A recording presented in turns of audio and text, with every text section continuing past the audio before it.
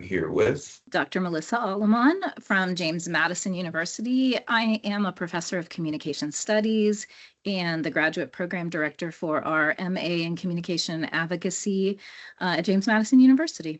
Happy to have you here. What first inspired your research into caregiving and family communication, especially within multicultural families? So it's kind of multifaceted. So I actually started studying aging communication when I was a graduate student. So my dissertation was a study of communication of gender in a retirement community. And I spent 3 years doing ethnographic work, which is when you immerse yourself in a cultural context. And I didn't live in the retirement community, but I volunteered and spent a lot of time there. And I was asking questions about how residents in the retirement community constructed their gender identity. And that sort of led me into the study of communication and aging just as my research agenda. And so that was 30 years ago, if you can believe that. Also, fun fact, during that time, I was a social director at another retirement community. This was in Chicago. When I was doing that research, was spending so much time in the community that was an opportunity that I had. And so I did that for about a half a year. So I've had experiences in that context. Throughout, my focus really was on interpersonal communication. And so for the course of my career, I've really studied family communication in a variety of contexts. Early on, it was romantic communication. So I spent a lot of time looking at long-term marriages. And so what's sort of the arc of communication in long-term marriages. But more recently, I've been really interested in caregiving, and particularly in multicultural families. And the reason is relatively personal. It started because I found myself as a caregiver of my grandparents. And so through that process, my mom, who she's retired now, but she was a professor of psychology and a therapist, was also a caregiver. And we started having conversations around what it meant to be a caregiver and how do we learn how to be a caregiver in our families. And the more we started talking about it, the more we decided we thought this would be a really cool collaboration. And so some of my first research on caregiving communication was actually written with my mother, where we talked about stories of caregiving for the matriarchs in our family. So my maternal and paternal grandmothers in particular, and what that looked like. And kind of fast forward a couple of years later, we started to talk about end-of-life communication and how just the process of talking about caregiving and how telling stories about end-of-life normalized talking about end-of-life in our family. It just became a topic of conversation across the generations. The multicultural family piece is, I am a person in a multicultural family. My partner is Latino. We have Latino son, and we find ourselves talking about, like, what does it mean to care for our family members? What does it mean to care for our parents? And we have very different ideas about what end of life looks like and what that caregiving might look like. And so that's kind of a topic of conversation that comes up a lot.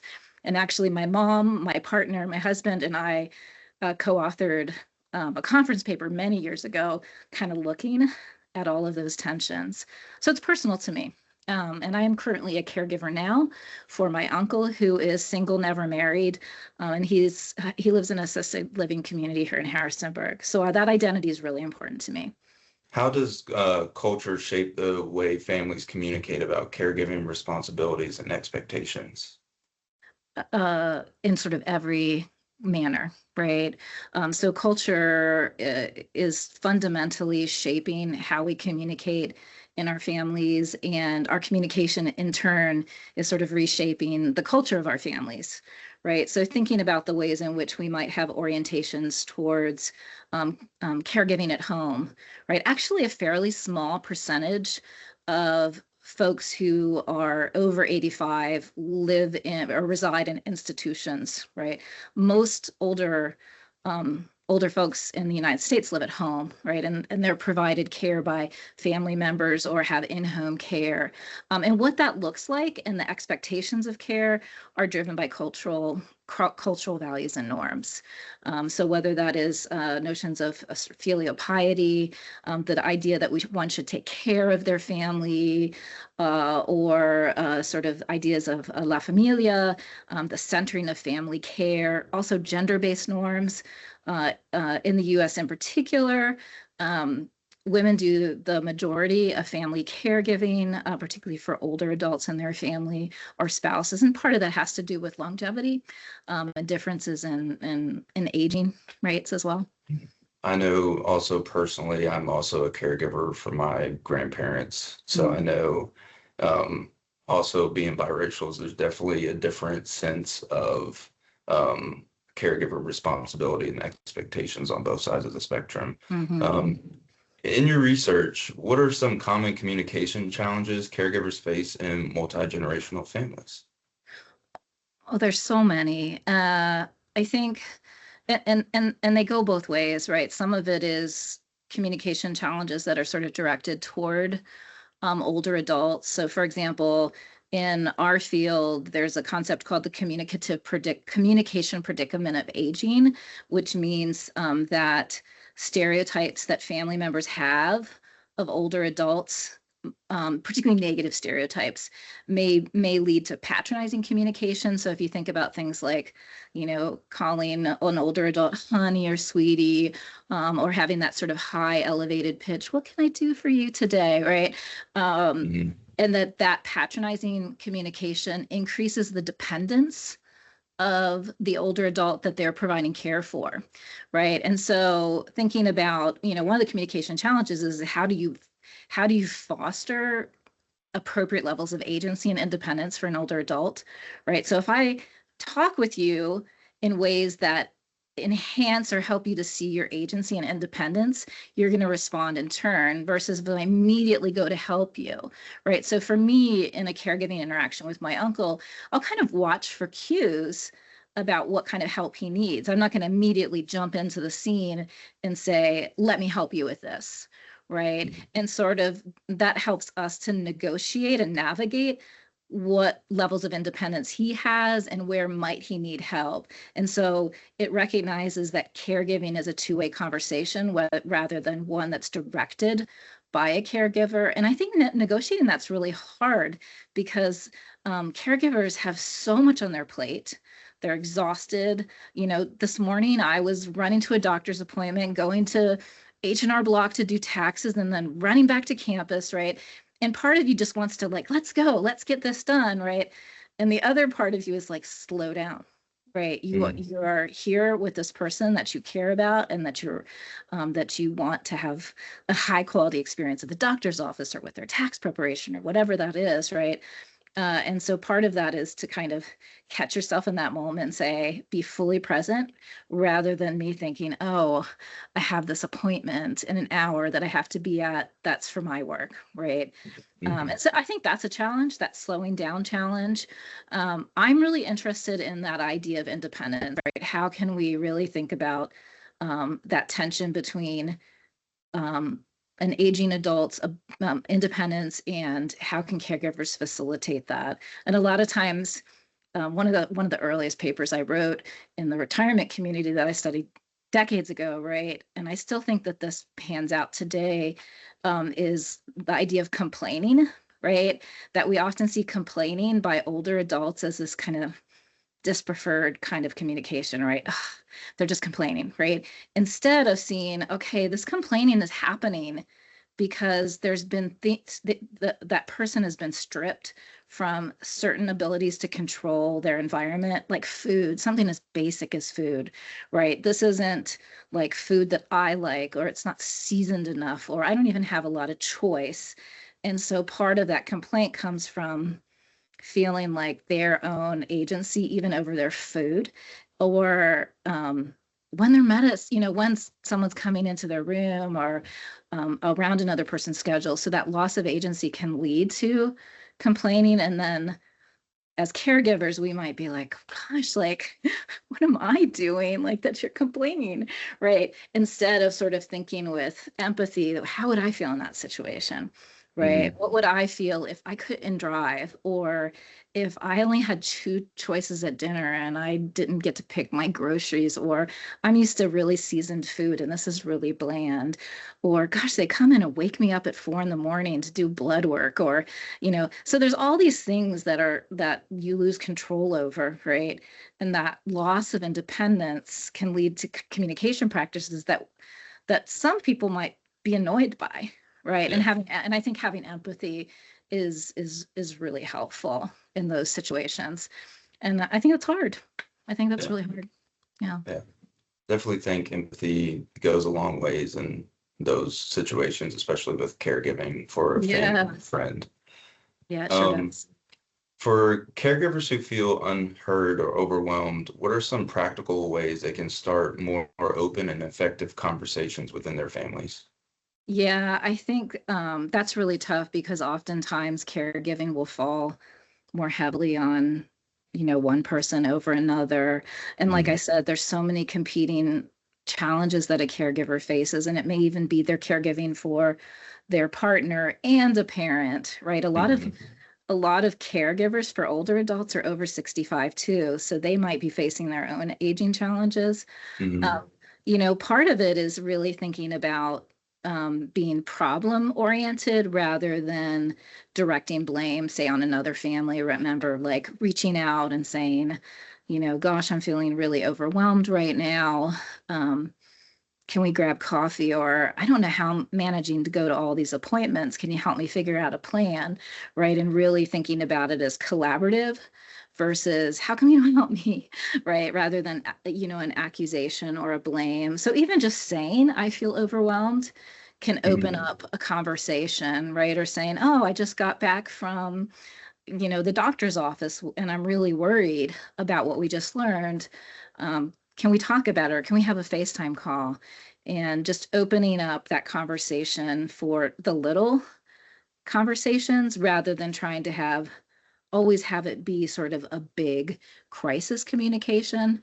Mhm. I would say that for sort of most of the conversations around like what might caregiving look like, rather than always making it out the big, let's have the big talk about Mhm. like what caregiving is going to look like, or all, what I'm doing or how I'm feeling, instead of just introducing it into, yeah, today was a really hard day. Like, do you have 5 minutes to hop on the phone with me? Right. One of the things that I do in my family is most days, maybe every other day, I'm like on a FaceTime call with my sister and my mom. Right. And, they're a couple of hours away. I'm here. And if I've had like a rough day, like in a caregiving situation, I can talk about it, right? I can say, yeah, wow, this happened. I'm not quite sure what to make of it. What do you think? And just those check-ins, I know that I'm gonna have a check-in every couple of days, if not every day. And that just kind of keeps things rolling, right? And then it's not something that's in the throes of crisis, Mhm. but they're informed, right? And then they can pitch in, right, and help, or you can ask for help. Yeah. Right. I'd really love it if I could get some help around this, whatever this topic you need help with or avenue. And that can be really helpful when you're feeling overwhelmed. It's just to encourage those regular check-ins with family members, particularly those that are far away. Because Mhm. one of the things that we're seeing in the scope of caregiving is there's a lot of long distance and even transnational care, right? So we have folks caring for parents who are thousands of miles away, right? And are only able to communicate, go home, right, to their family member maybe once a year, especially if they live abroad. Or, if they're, like my husband's family is in California. So, constantly kind of going back and forth across the continent, right? And so thinking about like, what does it look like to check in, and using all of those digital mechanisms for caregiving, right? That may be even like checking in with family members that are doing the sort of on the ground care, but also Mhm. recognizing that calling that person is another form of care, Yeah. right? Absolutely. That's wonderful advice. What drew you to studying end-of-life communication, and why is it such an important topic for families today? Well, I think, end of life communication is so critical to for us to be talking about in our communities and in our families, because most decisions happen, healthcare decisions happen in the throes of a crisis, right? So someone is hospitalized, there's been a fall, right? That's a very common crisis, a broken hip, right? Um, what do we do, right? And so caregivers will often make decisions based on what they think their family member would want, not what they know their family member would want, right? Or there's conflict because different family members think we should do something different. So, for example, decisions about feeding tubes at the end of life, right? You might have family members that are saying, yes, this is really important, and other family members saying, no, I think we should, that's not a nice thing to do. Mom wouldn't want that, right? And that conflict can be avoided, right, if we have conversations before the crisis, right? If we're talking about what do we want, right? So for example, with my mom, I know very clearly what are the things that are really important to her. What does she want her end of life to be? Right? Not that it's like on the immediate horizon, but when that happens, or if there was a crisis, I would know how to advocate for her. Right. And Yeah. and my sister and I would be on the same page because we've talked about it, rather than having my sister and I at odds over the Hmm. big feelings that we're having. Because of course, when your parent is hospitalized, your grandparent is hospitalized, it's emotional, you're upset, you're in crisis, and your decision making is going to be informed by that. Whereas if you've had these conversations, they're a normalized part of your conversations with your family member, that's stable. You can feel all the big feelings that you're having and all the pain that and even maybe even grief that you're experiencing without the added burden of what do I do? Hmm. And I think that that's critical for folks who are getting care to have care that they want, right? And that they have the end of life that they want as best that they can, right? And that for caregivers to have that relieved burden to not have to guess what they think their family member wants. And so the more we talk about that, and the more that we sort of put that in the vernacular, Hmm. the more that we ease the strain on family members who are making those decisions. And right, the dignity of the older adult is intact because they've had a say Yeah. in what they want and what's important to them. And it's not that that can always happen, right? It may Hmm. be that someone wants to spend their final days at home, and it may be that the level of nursing care is too great for that to happen. But that might even affect the kind of environment that's created in the hospital room. Like, what's important? Is it sounds? Is it smells? Right? What can you do to create whatever is really important to your loved one in that moment? Absolutely. What are some of the most common communication gaps or misunderstandings you've seen between caregivers and loved ones at the end of life? It's a good question. I think, like, in terms of, I think a lot of the communication gaps are what we've been talking about, right? So some of it may be a resistance from one or the other party to talking about end of life, right? Or to Hmm. talking about needs, right? So it might be you have a family member who's worried about cognitive impairment or decline of an older family member, and that family member is kind of resistant to talking about it, right? And that could be a challenge, right? Or, so for example, the conversation around like driving, Hmm. right? And like relinquishing a driver's license, that can be a really difficult conversation, particularly and with the threat of sort of increased dependence on others, right? Hmm. So really kind of thinking about the gaps happen. I think there's a lot of gaps happening around even openness to having these conversations and finding pathways in. I think that's what communication scholars can really offer us up is how do we create pathways into what I think are difficult conversations that are having both the caregiver and person who is needing care, they impact our identities, right? All of a sudden, we're more dependent on others, right? Or we're kind of looking back on our life and trying to make meaning about our life. How can we facilitate that? From your research, how can open and honest communication at the end of life impact both the caregiver's experience and the family's healing process? Yeah, I think this ties into the things that we've been talking about all along, is Mhm. having clarity around um, the older adults' wishes for end of life and what's really important to them, and also the reality of the caregiver's experience, right? So if we think about like the sandwich generation, where a caregiver may be taking care of young children or teenage children and also caring for a parent or a Mhm. grandparent, and they're juggling all of these different demands.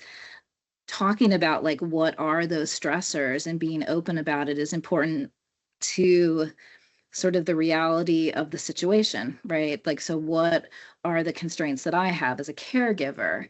Am I working, right? Do I have young children or teenage children at home? Do I have a job that requires travel?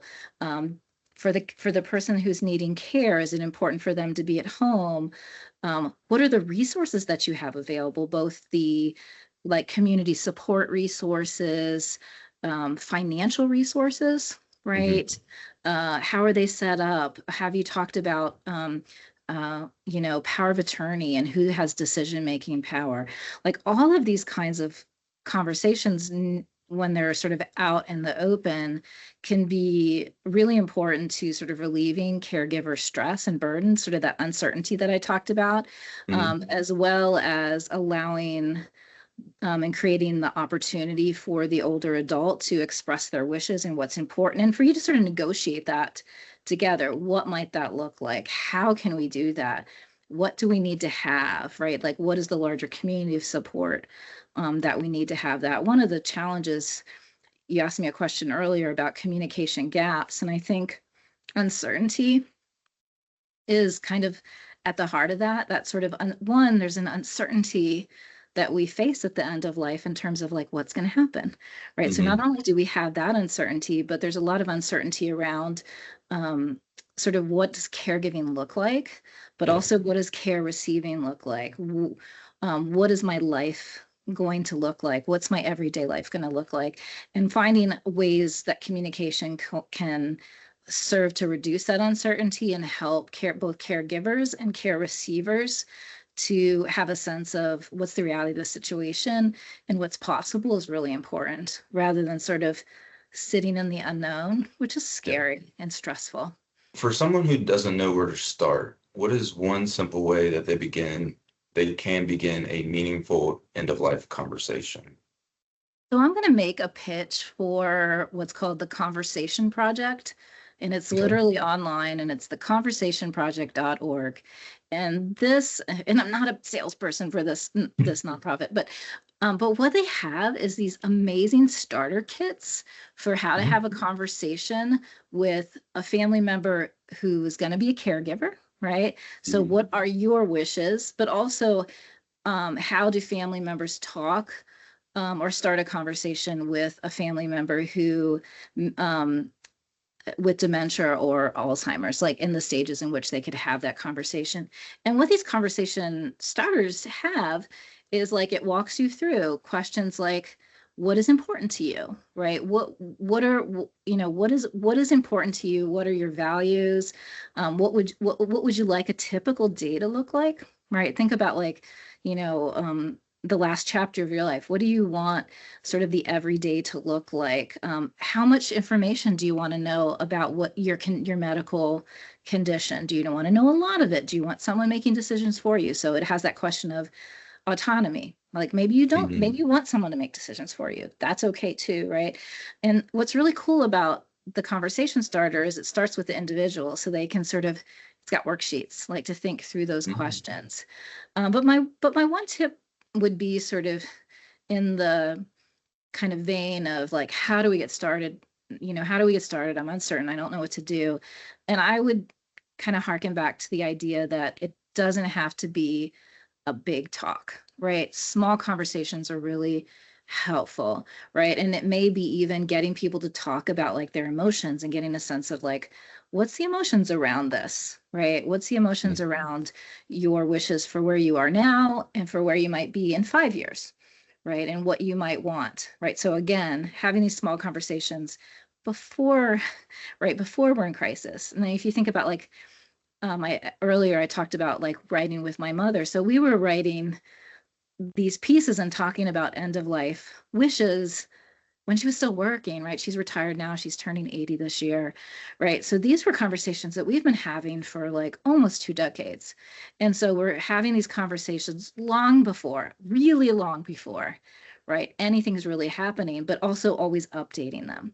And so thinking about what does that look like? So when you're having these routine conversations, a lot of times it might happen around like, do you remember when you provided care for your parents? Or what's a memory that you have about kind of when your parents were getting older, or if they care, if your older adult care gave for, say, an aunt or an uncle, like what was it like, right? Providing care for Aunt Dina, right? When I was younger, my great aunt lived with us at the end of her life, and so I have that model of like, what does it mean to have someone in your home and providing that kind of around the clock care, and sometimes just talking about things like that instead of saying, what do you want? Saying, tell me about like when your parents, were older. What was that like for you? What do you wish would have been different? What did you learn from that? And that can be a jumping off point Okay. to talking about what they want, or even like watching movies together, right? Oh, you watch this movie and then you say, gosh, what did you think about that? How did you feel? Right. And then kind of asking questions rather than being like, Mom, I need to know what you want, right? Instead, just saying, hey, like, what's a memory that you have? That can be a really good starting point. And that's one of the things that my mom and my co-author talk about, is that like when we just talk about those memories and talk about our memories of death and dying, like our like shared memories that we have, that telling those stories can often reveal the feelings that we have associated with those memories and what we want and don't want. And that can be really important too. So just sharing memories together.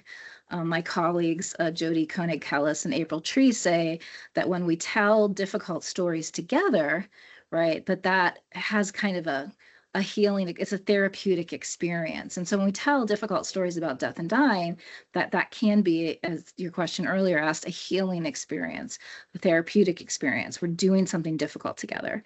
And I think that that's really insightful research that we can apply in our everyday life.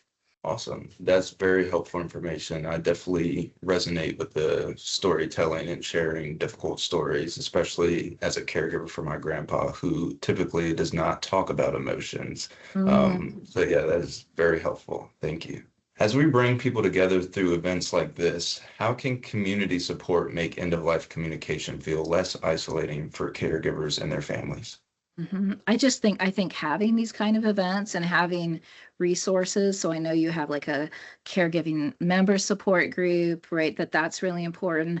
But also recognizing that sometimes caregivers don't have the luxury of coming together in person. So really leveraging online communities can be really important, even if it's informational reels or access to resources, right?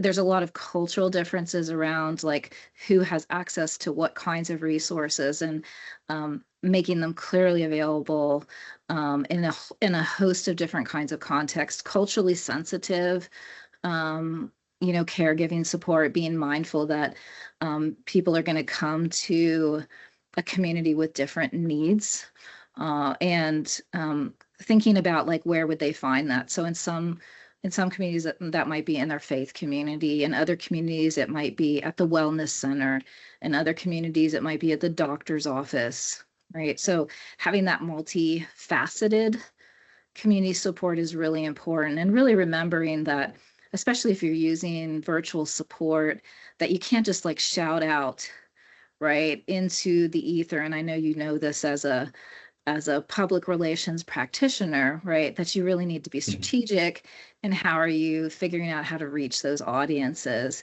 and where are the different audiences and what are their different needs. There's not a one size fit all kind of support for caregivers. It's really being mindful of, what is the community that the caregivers live in, what are the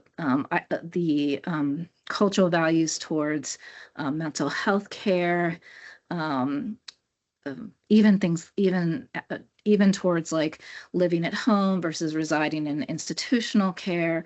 All of these pieces need to sort of play a part in thinking about community level support. And so not having that kind of cookie cutter model that here's what end of life support looks like, or here's what caregiver support looks like, knowing that there's going to be a whole host of different stressors for caregivers in a given community, particularly like Charlottesville or where I live in Harrisonburg, and being mindful that they're going to have different needs. And so, one size fit all isn't gonna do it.